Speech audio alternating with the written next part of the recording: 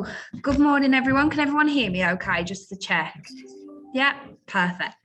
So my name's Trish. So I'm the Events and Marketing Coordinator for the Stoke-on-Trent and Staffordshire Growth Hub, but I am also the Campaign Manager for the Gearing for Growth 2022 campaign that we're running this year. So I just want to say thank you to everyone for attending the project management workshop this morning. Obviously a massive thank you to Lewis as well for being our speaker. So I'm just going to be on for a couple of minutes, just give you a quick introduction to the Growth Hub and what it is that we do. So the Stoke-on-Trent and Staffordshire Growth Hub is a referral organisation as such. So we signpost businesses to business support programmes that we work with. So we have around 140 referral partners and organisations that we can signpost you to, but we also have a number of in-house specialist advisors and accredited general business advisors. So we have HR, marketing, funding and finance, high growth, and we also have a number of digital specialists that we work quite closely with. So what I'll do now is I'll just play a little video which explains the Growth Hub a bit further and what it is that we can offer.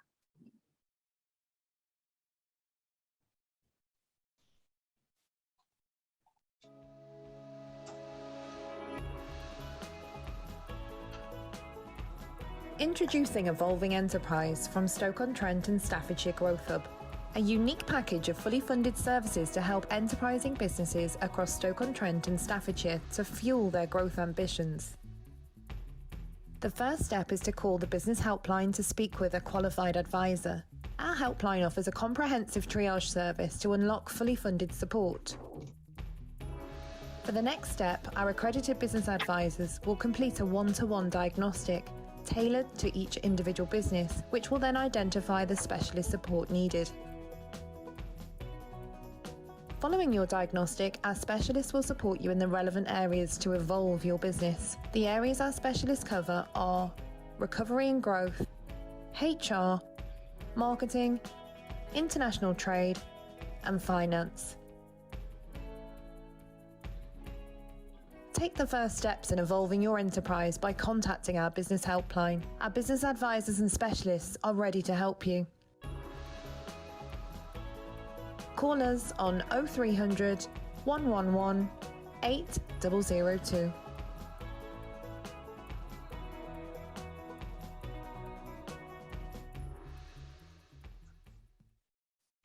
Thanks, Louis. So if you can just pop onto the next slide, just in case that plays again. Which it always does. Let's try that. Perfect. So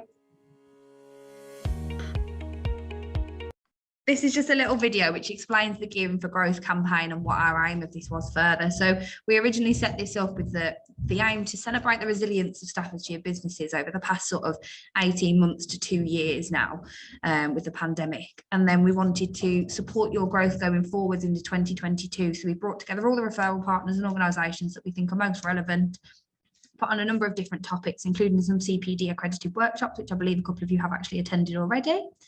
And obviously you're more than welcome to join any of the further workshops that we have got going on this year. They're all published on the events calendar. And this will just tell you a little bit more now about the topics and things that are involved.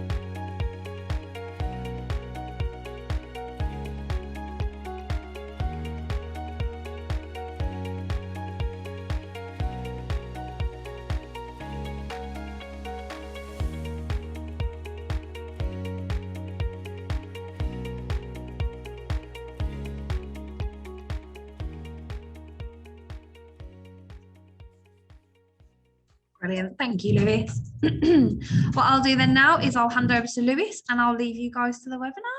I hope you have a brilliant morning, guys. Thank you so much, Trish. No problem. Excellent. Very, very good morning to you. I'm delighted to be working with the Growth Hub and Staffordshire Chamber of Commerce. As you can see, my name is Lewis Endler, and I'm a lecturer in business at the Keele Business School here at Keele University. And absolutely delighted to welcome you to this, the first of 6 seminars that I'm running on behalf of the university and the Growth Hub. Just to help businesses and support you in these difficult times. I've got 1, 2, 3, 4, 5 people in the room. I'm very much into interactive teaching, so I do hope you're getting involved with the session as I ask you some questions. Of course, you're probably familiar with Zoom, and you can type your questions into the chat window at any time, and I'll try and get through those as we go through. And I may well ask you to unmute your microphones to tell me a little bit about yourself as well as we go through. So as I say, it's the first of 6 workshops that I'm holding. The schedule's up on the Growth Hub's website. I have a significant background in project management, quite a long number of years now, and I used to run an MSc in project management over a period of 7 years. In a previous role, which was an international MSc, and obviously very, very well attended in terms of the number of people across the world that were signing up to that. So that should give you an indication straight away of how important project management is to any business, including yours, even if it's a small business. Project management now is a key area, and that's one of the reasons for delivering this seminar to you this morning. So a little bit of background about me. I've been, in fact, if you click the QR code, and probably do that with your camera these days on your mobile phone, you will go through to my area on the Keele University website. And I've been in higher education now about 30 years. It's quite a milestone for me at this period of time. And as I say, I've been involved heavily in masters and undergraduate courses for quite a lot of that time, something like 27 years in higher education. So what I have done in the past, you can see a little clip there from 2006, 2008, when I was actually a technology correspondent in a free role. I just did it voluntarily for a local TV station where I went out live every week for about 3 minutes on a show called Channel M News weekly. I did about 70 of those. And I just wanted to ask you a quick question. If I went out live for 3 minutes once a week, how long do you think that took me to prepare, to get ready and then prep it ready for delivery of that session? Type into the chat window, or if you prefer, unmute your microphone and just tell me how long you think it took me to do a 3-minute session on live TV. Sounds very easy, doesn't it? We've got a response in the chat, a couple of them, a couple of weeks, 2.5 hours. Yeah, Maggie's actually pretty close there with that 2.5 hours, because it took about 4 hours to get ready for that 3 minutes. And that gives you a real good indication of how important project management is. And really everything I do, this is, I think, a really important start to our seminar. Every single thing that I do involves project management and managing projects. And that includes my research, which I hope will come up here in a second. There it is, which covers a lot of areas. If you're not sure what ISIT and IM strategies are, it's information systems, information technology, and information management. So you can see I've done a lot of things and still involved in quite a lot of things as well, including climate change, where I have a seminar coming up for you. I think the last one in the series, if you're interested in knowing all about the impact of climate change to your organization as well. So lots of experience. I hope you will find the benefit of that as I share my thinking with you this morning. Perhaps a starting point might be to just say, why are you here? Are you completely immune to the subject of project management? Do you know anything about it at all? Are you currently managing projects? Have you had any project management training at all? Is it something that you're hoping to do?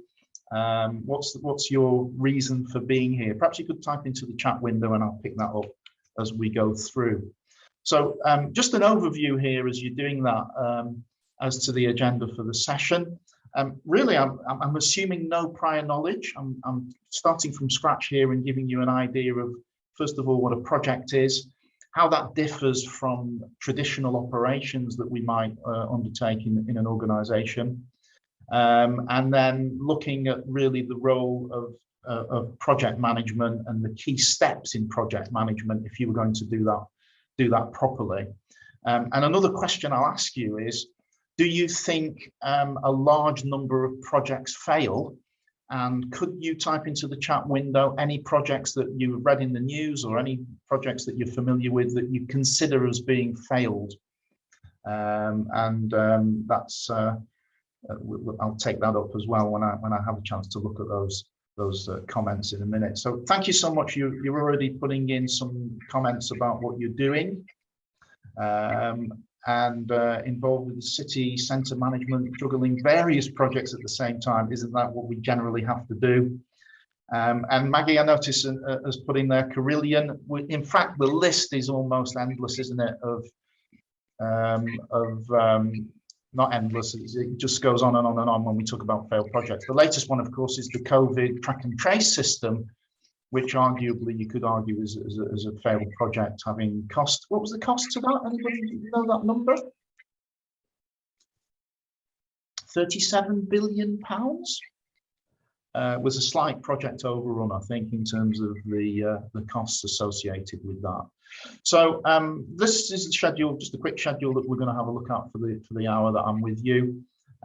Looking at the idea of planning, scheduling, and controlling projects as well, going to be a key component of project management.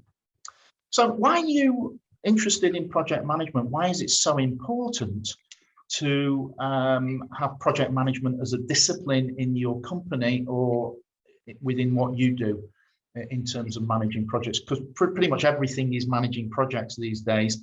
If I set a student an assignment, that report or that video project that they might be working on is a project. It's a temporary endeavour that they're going to submit and hopefully get a high mark for if I steer them in the right direction and if they do the work. So it's really important that, as I say, almost everything that we do can be treated as a project in terms of modern day thinking and in terms of doing things. I noticed the videos there at the beginning of the clip, for example, were really, really good. And again, those 2-minute video will probably take quite a long time to put together and a lot of effort in there. It says here that you've been managing projects 20 years in different roles, but never had any formal training input. This is Mel. Learn on the job by winging it. My goodness me. And isn't this a classic situation in quite a lot of businesses where you put in a role, you're expected to do that on the fly, and you're given more and more tasks, and you end up being a project manager. I've actually seen this with students on placement. They go into an organization, they're suddenly running a department perhaps for a week when their placement manager's off a meeting somewhere. So I've just put on the screen here, and thank you so much for your comments here, really interesting. And Mel, I'll be asking you a few questions as we go through. I'm sure you'll be able to answer them. And I'll ask you some as well. So really importantly, successful completion of projects is probably the key thing that you're going to want to be aware of projects and project management thinking as a first thing.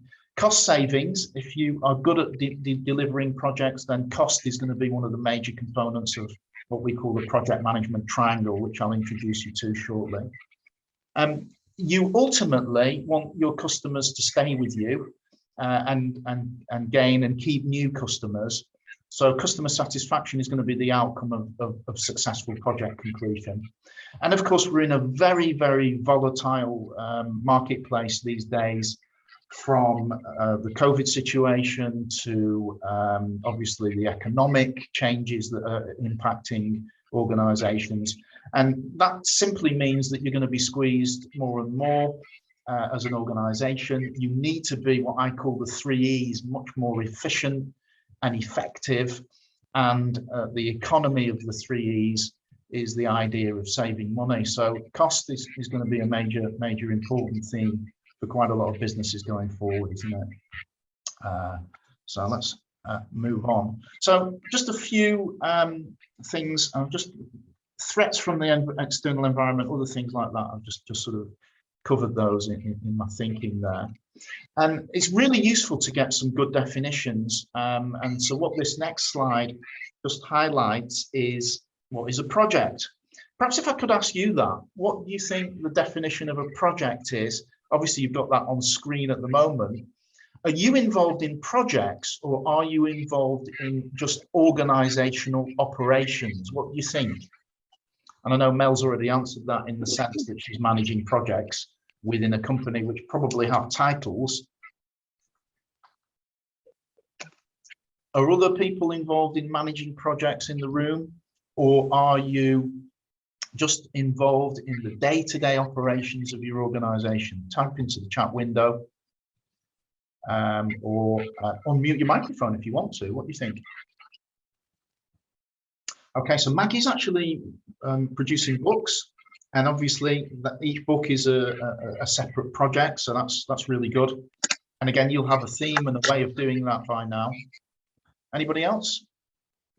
So yeah, invariably we might be involved in project management or the ongoing operations within an organization, but it's really important to distinguish between those two things, and I'll do that in a minute with you. So all projects are characterized as having a defined start point and end point. This is what makes a project, if you like. I've got these seminars that I'm running. Obviously, they'll have a start point and an end point for each one. I have to think about what I'm going to cover in each seminar. And then they might be repeated. The lectures that I do from year to year are often repeated, obviously for the cohorts that I take. But again, I treat everything as a project. And of course, my outcomes for those projects are really important. In effect, our students are customers of the university now, so it has to have a really good outcome. Of course, projects can be large or small.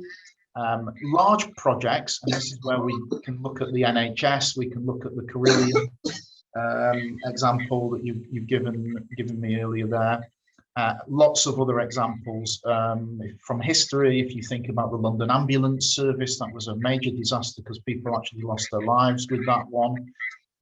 Wembley Stadium, again, somebody died on that project as a construction project. So there's lots of examples of large projects being particularly difficult to manage.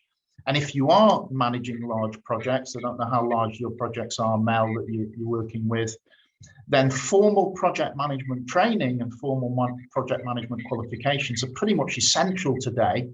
And the reason for that is the project management discipline itself is changing.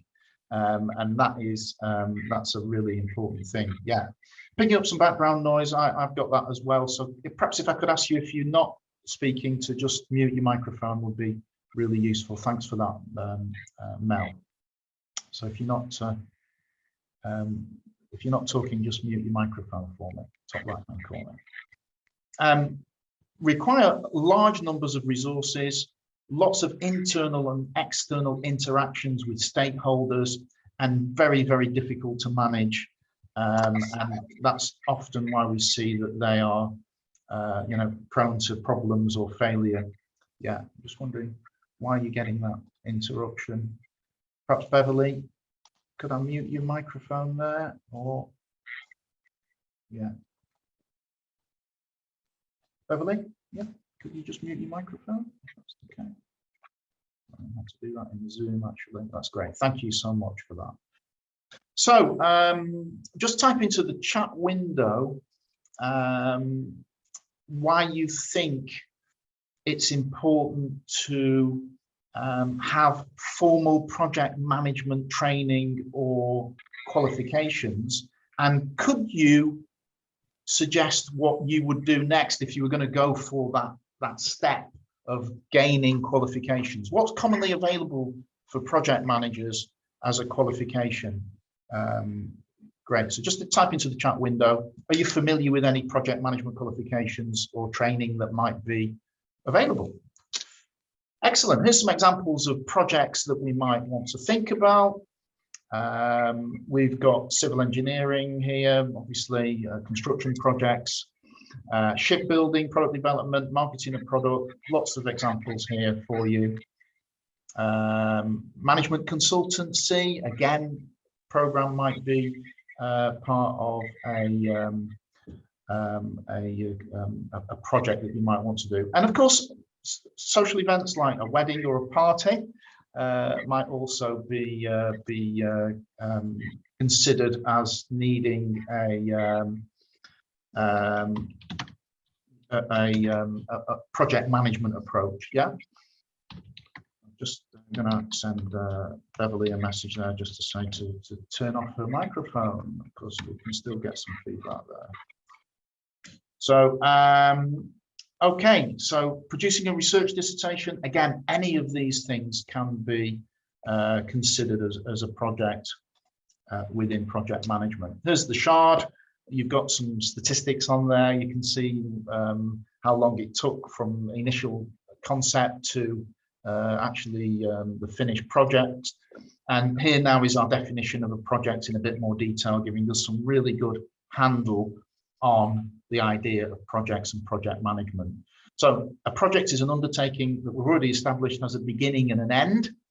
It's carried out to meet established goals within cost, schedule, and quality objectives. So there's what I call, you'll see this diagram later in the slide set, there's what I call the project management triangle.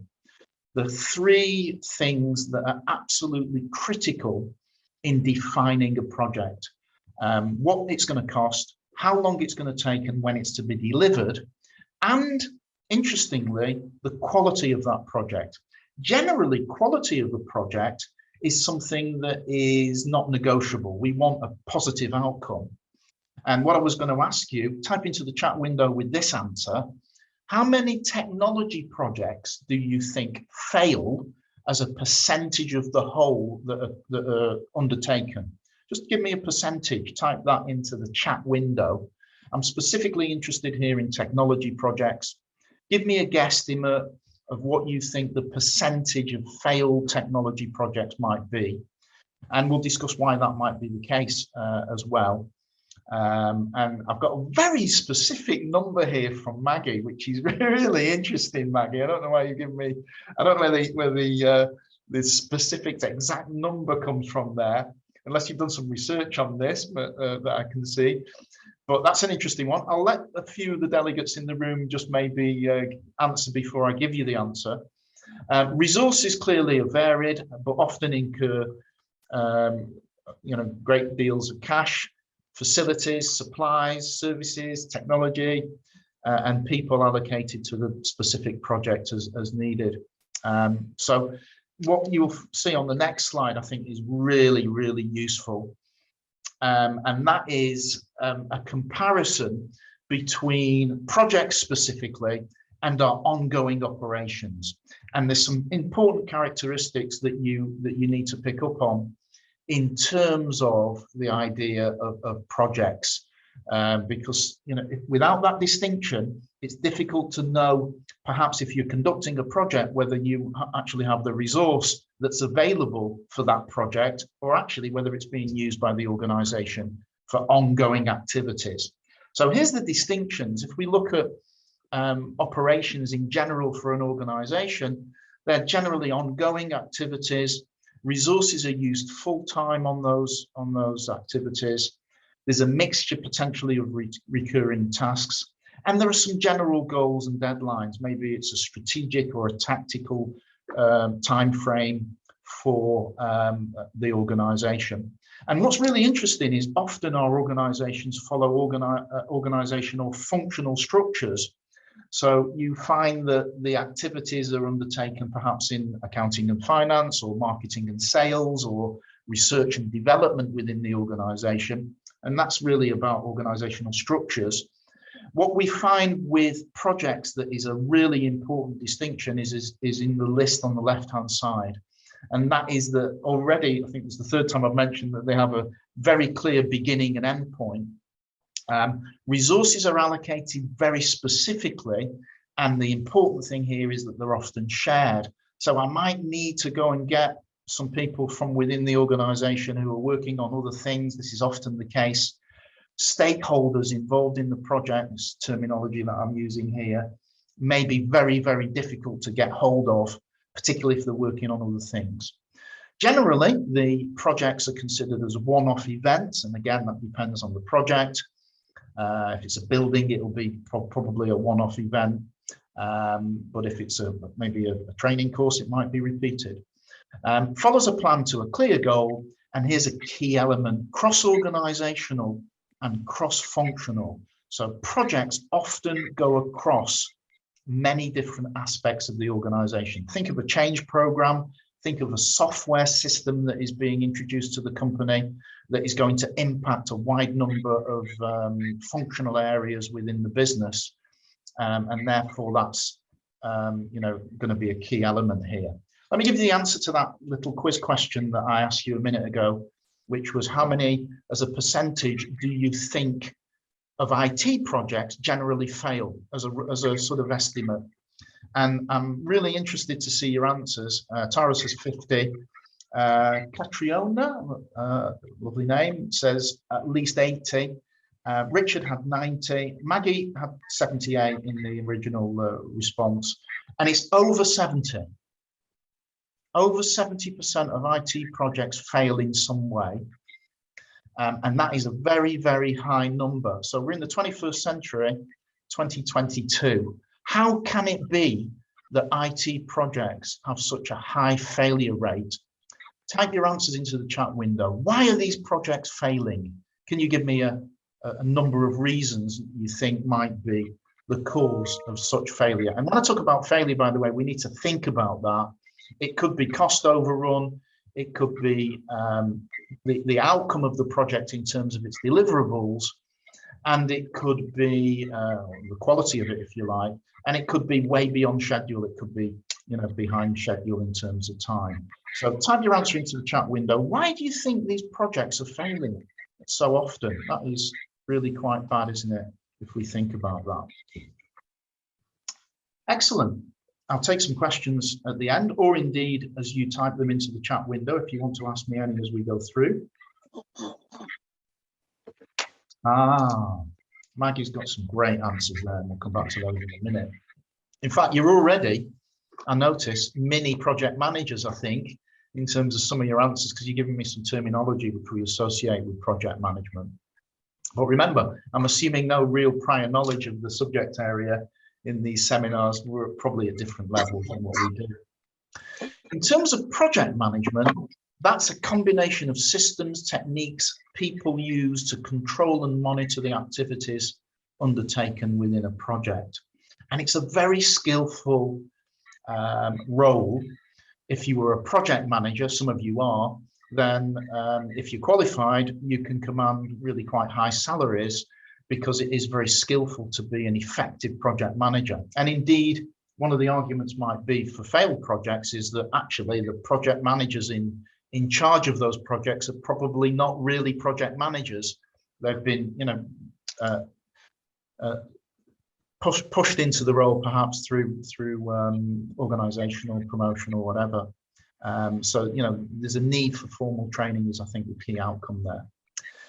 Project management coordinates the resources necessary for successful project completion. So it's all about managing resources. And again, I'm going to ask you, there's some really good answers, by the way, to the previous question. Here's the next question coming in. If you are managing projects at the moment, how many of you are using project management software to do that? That's another interesting point that I might, want to spend some time, if we have at the end, to discuss. Actually using the software to manage the projects today is going to be essential. If you're not, no software, just Excel. So if there's nothing you take away, which I'm sure it won't be the case, Catriona, if there's nothing that you take away from the session except that you now need to think about using project management software to manage projects, then you've won from today's seminar, because the capability of the software, as we'll see, is absolutely astonishing today. And of course, that's often based in the cloud now. I think everybody here knows what the cloud is. It's software on the internet that's shareable. No project management software. That's really interesting, Maggie. You've said no. Just a spreadsheet. Wow. Oh my goodness. That is really interesting. Why do projects fail? Large organizations desperate to move forward, so throwing money at ideas that they already know have a high chance of failure, but the payoff if succeeding is high. So my goodness, that's an interesting comment from Richard. Mismanaged, not enough finance, mission creep. I like to use the word scope creep. Has anybody heard of scope creep before? Scope? Scoping a project defines exactly what's included in a project, and also, very, very importantly, not what's included in a project. So often the management of an organization throws in an additional task to do or an additional activity within projects. Could you just do this as well? And when that overloads, when you get more and more of that, you get what we call scope creep in a project. So although you put mission creep there, the technical term, the proper technical term, is the definition of the original project specification suddenly gets bigger and bigger and bigger and out of control. So that's a really good answer, but you got to it in a slightly different way. I'm amazed that you're not using project management software, but I guess this is your journey into that domain. More about that in a minute. So a project is a project regardless of whether it is technical, organizational, cultural change, or complex. A project can be a plan or a scheme or an initiative. And again, the semantics, as you see here, vary. To project manage is to be responsible for or in charge of the project. So ultimately, the project manager has the final responsibility for a project. I'm going to just go back. I'm not blowing my own trumpet here. I'm not wishing to be modest in any way. But how many of my projects are successful as a percentage of the whole? That's a slightly different question than the failure one before. If I start something and do it as a project, how many of my projects are going to succeed in the goals and objectives of those original project specifications? And that's important to just identify. Again, you could put a percentage in, or you could type, all of them or half of them if you want to. Try and get your head around some of this theory that is very, very important in this just overview seminar that we've got here today. And this is really what project management is about in terms of the whole, if you like.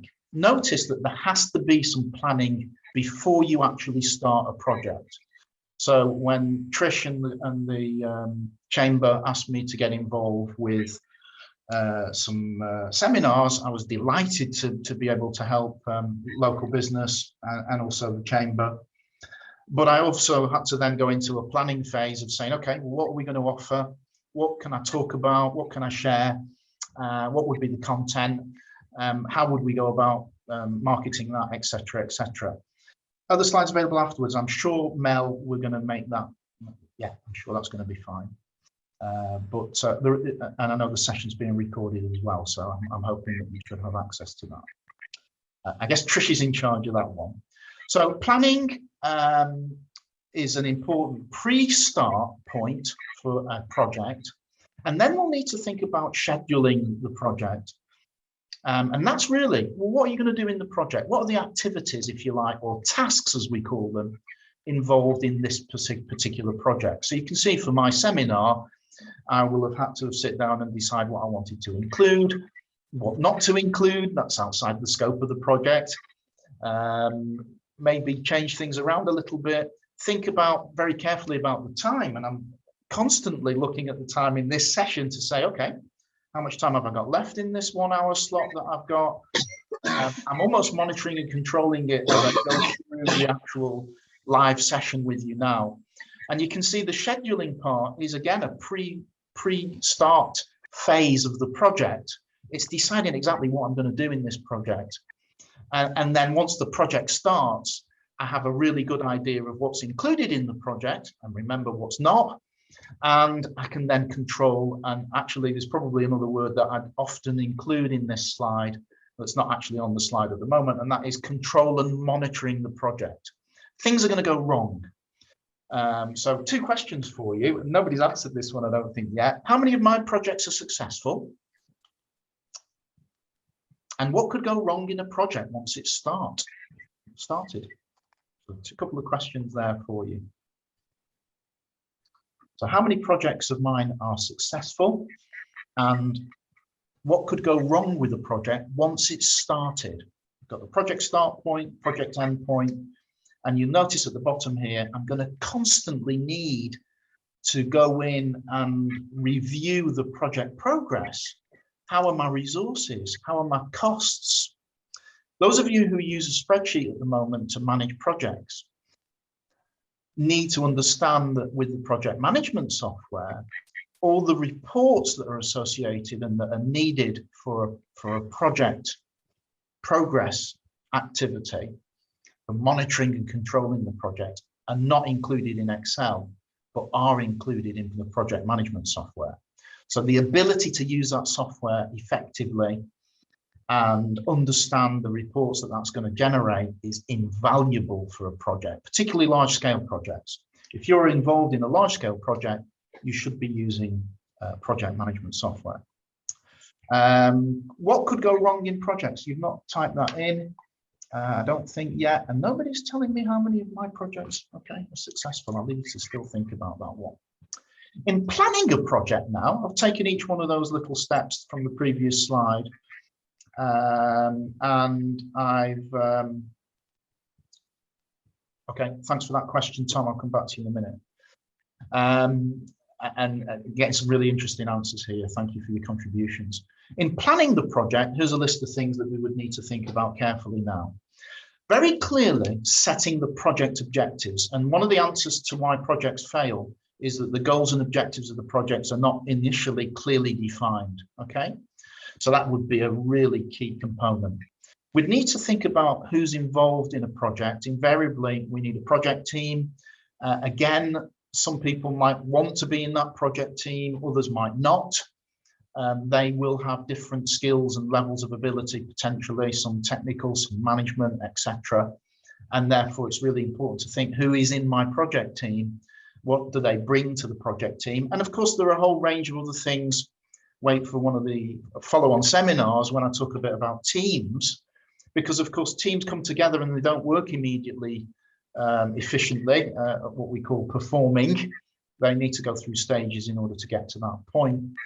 Develop a clear project brief. So, and you can see that word now comes into the slides, the scope of the project. I call the scope of the project the exact deliverables that the project is intended to give us, and also what's not expected, and the responsibility of team members and other stakeholders potentially within the project as well. Rough estimation of the time and cost of project activities. So again, do you do this? When you do a project, do you break things down into what we call a work breakdown structure to give us the individual subcomponents of the project? And do you allocate time and cost associated with those activities? I guess probably you do on your Excel spreadsheets, but we want to think carefully about that. And in our planning stage, and again, it depends on the projects or how you do projects. Are you using any methodologies, for example, any ways of managing projects within your particular organization? A rough allocation of the resources would also be useful. So, you know, what am I going to need for this? To do this seminar, obviously, I need Zoom, I need a machine in my office, I need a notice on the door that says, please don't disturb me for this hour. There's lots of things I need to do, and I need to make sure that they're all there to have an effective project outcome. Okay, so just a couple of your comments that I'm going to pick up on as I go through. Tom Jones, I don't know, Tom Jones, okay, asks, what project management software would you recommend? The sort of industry standard that you will find being used by most organizations is Microsoft Project.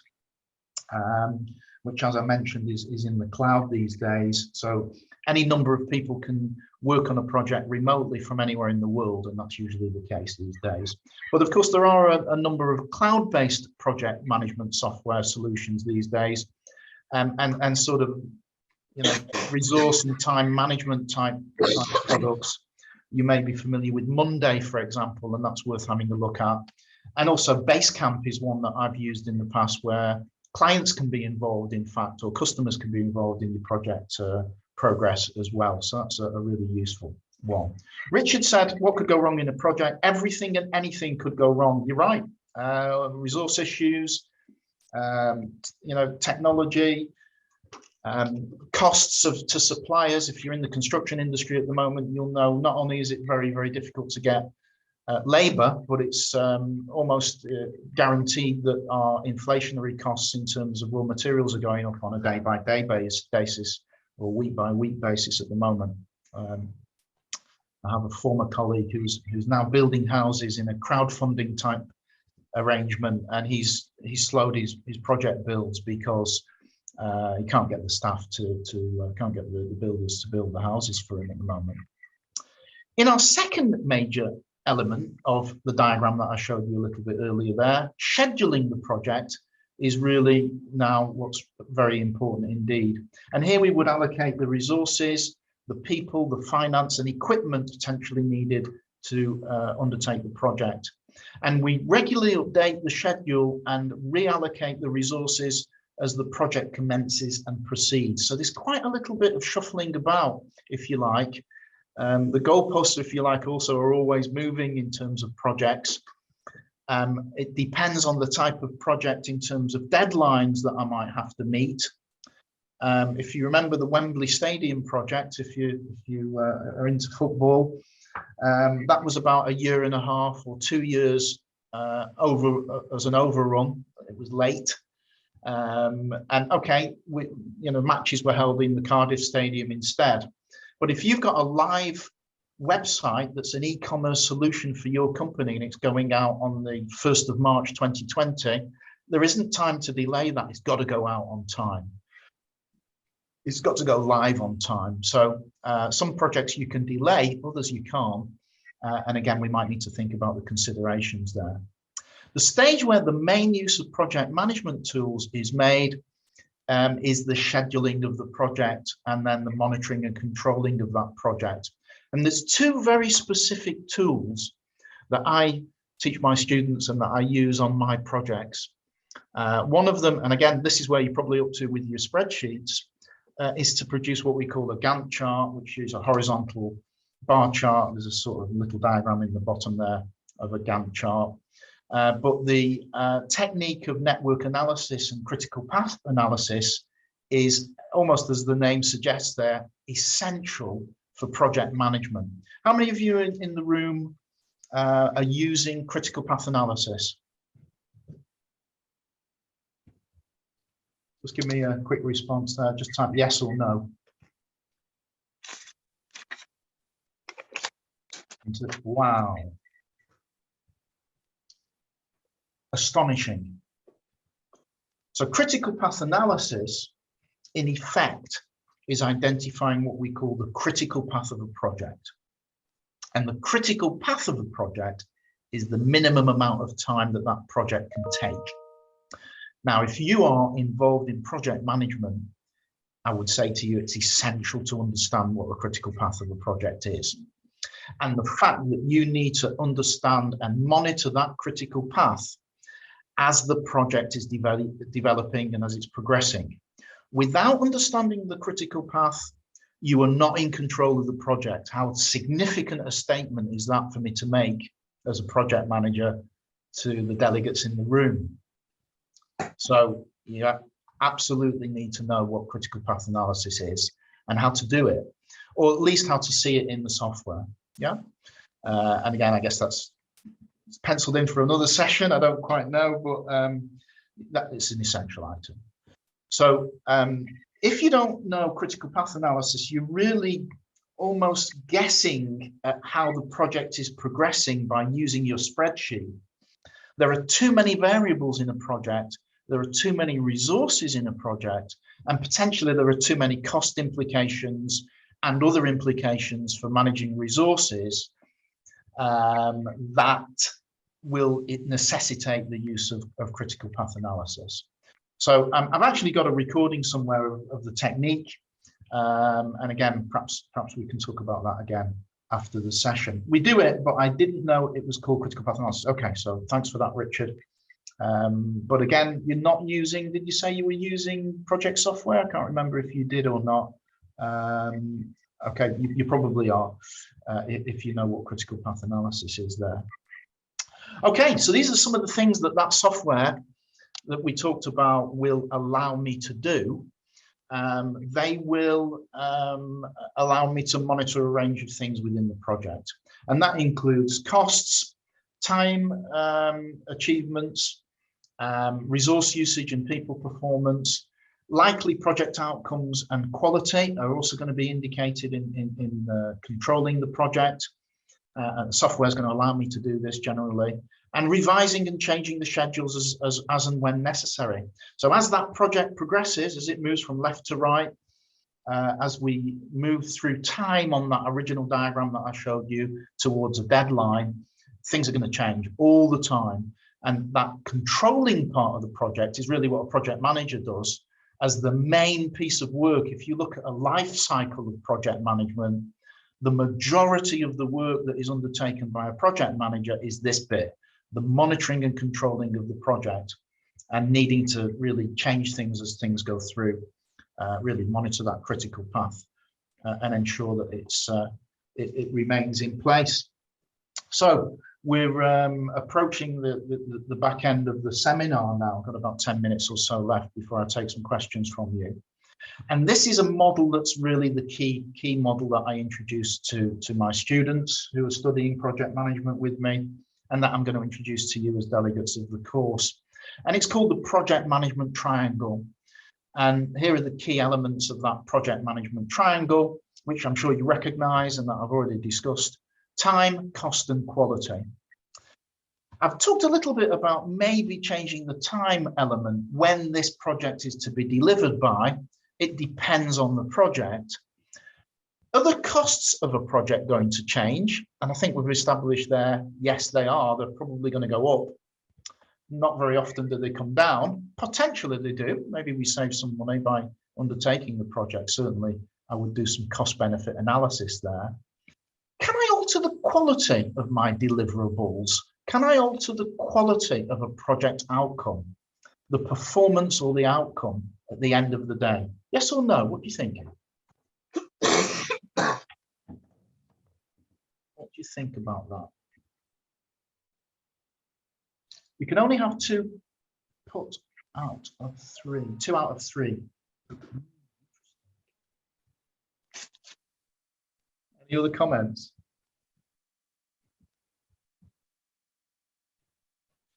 Okay, here's a little trick that I, again, share with people that I talk to about project management.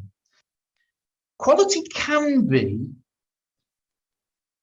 altered slightly if you're running behind time, you're running behind schedule. I might deliver 80% of the project outcome, if I can, by the project deadline, and then add the extra 20% later on. Let's say it's a software project across an organization, is a typical one. I might release the majority of the software solution by the deadline and then trickle out the rest of it, if that's possible, the bells and whistles, if you like. The trick here is that if you cover up one of these triangle vertices, if I cover up time and look at the other two, then that is a good indication of how to use this little triangle. So if I'm running behind schedule, for example, I cover up time, and cost or quality need to be adjusted. Clearly, if I'm running behind schedule, I might wish to speed up the project by gaining extra resource, and that extra resource would incur extra cost. So you'll notice that the triangle is really, really useful because it allows me to consider the other variables, if you like, that might be impacted by a problem area in the project. Most of the time, we don't want to sacrifice quality. It's generally high, hopefully, as an output. But time and cost are certainly going to vary within a project depending on certain situations. If my project is taking longer to undertake than originally planned, then I may need to delay it. I may need to stretch it out longer, and the quality indeed also may suffer as well. So it's quite a clever triangle in using it to look at the other variables, if you like, in this key triangular performance triangle, what we call the project management triangle. I'm not going to go into that here. I've just got a message from Trish here. She's just popping out for a minute. The interesting thing, excuse me, that I've not included in this triangle, which is something that's for a later discussion, is in the middle, and I usually put in there scope and risk. And if you're managing projects, there are two things that you need to really understand. One of them is what, as I've already indicated, is the deliverables for the project. I usually draw a circle and say what's inside that circle is the scope of this project. What's outside the circle is not included in the project. It's outside the scope of the project. And the other thing that I've not really talked very much about today, given the nature of the session, is risk. And clearly risk is about probability, and it's also about impact. How significant is a risk to a project that I'm undertaking? What could go wrong? So, you know, what could go wrong with my seminar? Well, my technology could fail. What could I do about that? Well, I could have a spare computer on standby, hopefully, if to pick that up if it should happen. And again, anything that you see in daily life has risk associated with it. Yeah. If you know, I travel in a motor car, there are a number of risks clearly that I'm going to face. And one of the things that I do as the project manager of that motor car is really understand the risks and therefore what I would do in response to those risks occurring. So how do you stop injury in a motor vehicle? You hopefully wear a seatbelt, you have airbags in your vehicle, you drive at an appropriate speed, you keep a safe distance from the vehicle in front, etc., etc. If you're really lucky these days, you've got autonomous or semi-autonomous driving and your car drives for you. But there again, in lies a possible risk. Should those systems fail, you still need to have your hands on the wheel in the UK, certainly. Okay, we're nearing the end of the session. Hope you are enjoying it. And don't forget, if you need to ask me any questions, pop them into the chat window. Just a final thought on what we might call project management thinking. Distinctive from other forms of management thinking, which you also really need to know a little bit about these days. We need, as project managers, to really forward think. We need to potentially look into the future and see what might be the impact of, for example, risks associated with our project. We need to very much focus on that triangle, the time, cost, and quality parameters that I've just identified. And we also need to recognize that something's going to go wrong in a project, always, and often does. So what is the contingency, what we call contingency planning and risk assessment in line with our thinking here? Change is almost a constant. I think it's a classic phrase. Do you accept that the world is constantly changing? I'd encourage you, if you can, to get to my other seminars, because I'm going to talk about this in the strategy seminar, in the management seminar that's coming up the week after next, and certainly in the climate change seminar, where I've spent 10 years researching climate change, and I can see the future. I know what's going to happen there. And there's some serious risks associated with businesses in that context. So more about that later on. Also, how do we manage our people and our resources and our stakeholders and our customers these days? Do we need to think about ways of management potentially? And again, that's really for another session. Excellent. I've just had a question from Tom. Do Keele University offer any courses such as Prince 2 or Six Sigma? As yet, we're not offering Prince or Six Sigma, but I can tell you that I have been tasked with putting together a new MSc in project management, which will have accredited learning for certainly for Prince or APM qualification. And of course, short courses and specific training is available within the chamber and of course through the university, as you'd expect. Again, contact me if you wish to have any more information about that, or Trish. I popped up a few things just like last night before I did finish the slides off in advance of the session, just to give you some help in your learning and some fabulous things that are free actually on the web. The Sailor Academy, Michael Saylor, runs a wide range of free courses, and there's one in project management which is really good. So just check out Sailor Academy on Google, you'll find that up there. The PMI is the Project Management Institute. It's an American organization that is really the founding organization for what we call the project management body of knowledge. It's the, if you like, the accredited organization that was first to the market. And project management professional qualifications are linked to the Project Management Institute. They have a kickoff free training session available to understand getting your project off the ground, and it's called Kickoff there. You can see that. Check out the Association for Project Management, which I've worked with in the past and which is now chartered in the UK as the UK professional body for project management. And I've already mentioned Kiel, of course. Contact me if you wish for anything further on that. In terms of software, you can get subscriptions, of course, to any of these products.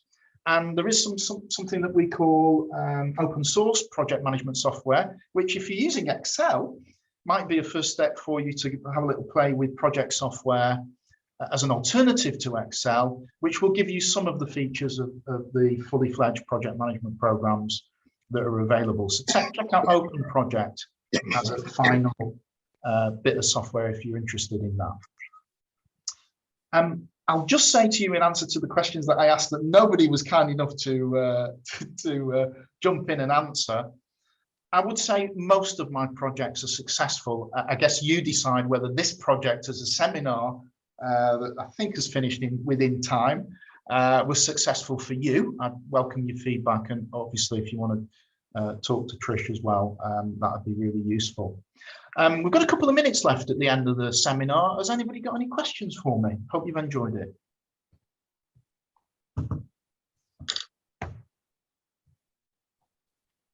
Trish, can we make the slides available? I don't know if that's a question that you've been asked. I think she may have popped out. I'm not sure if she's back yet. Okay. Anybody want to unmute the microphone and say hello or ask me any questions? Have you found the session worthwhile?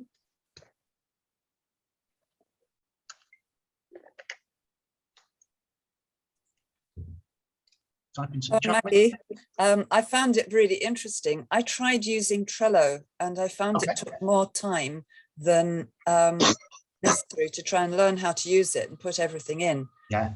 Because I only work with myself and contract out only a couple of things, it's easy enough for me to work from a spreadsheet. Okay, if it works for you, that's good. I was managing a massive migration project for a major pharmaceutical company over 6 months, and I'd forgotten to incorporate how much time I was going to need to manage the project management software. So it can really take a long time to incorporate that into your working life and into the schedule. So I really see where you're coming from there.